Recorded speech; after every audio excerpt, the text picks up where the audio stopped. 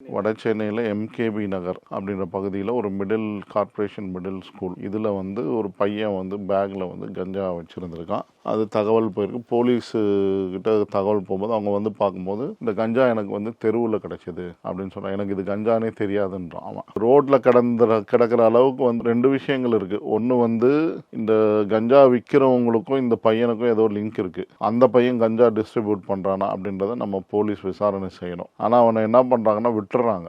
எங்கே கிடச்சிது அப்படின்னு கேட்டுட்டு மட்டும் விட்டுறாங்க. இது மாதிரி பல இன்ஸ்டன்ஸில் வந்து இருக்குது. கோர்ட்லேயே வந்து பார்த்திங்கன்னா போலீஸ் வந்து ஒரு கேஸில் வந்து கஞ்சா 3 கிலோ கஞ்சா பிடிச்சோம் அப்படின்னா அந்த சாட்சிக்கு அந்த பொருளை காமிக்கணும். மழையில் பிப்ரவரி ஏப்ரல் மாதத்தில் மழை பெஞ்சதுன்னு சொல்லி இன்ஸ்பெக்டர் வந்து என்ன பண்ணுறாருன்னா அந்த கஞ்சா வந்து தண்ணியில் இதுவாகிடுச்சு. ஸ்டேஷனில் வச்சு கஞ்சா வந்து தண்ணியில் போயிடுச்சு, அடிச்சுட்டு போயிடுச்சு. ஆனால் வந்து உண்மையிலே வந்து இந்த மெட்ரோலாஜிக்கல் டிபார்ட்மெண்ட் டேட்டா பிரகாரம் எந்த மழையும் கிடையாது.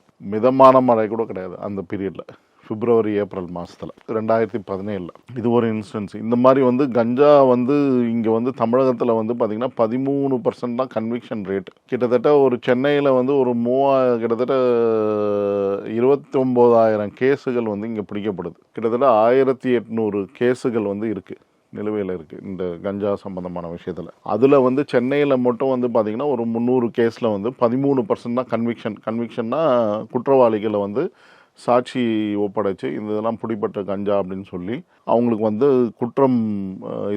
குற்றவாளிகள் வந்து நிரூபிக்கப்படுகிறார்கள். இதுதான் கன்விக்ஷன் ரேட் 13%. ஆனால் ஆல் இந்தியா லெவலில் நீங்கள் எங்கே கஞ்சா கேஸு பிடிச்சாலும் வந்து 79% கன்விக்ஷன் ரேட்.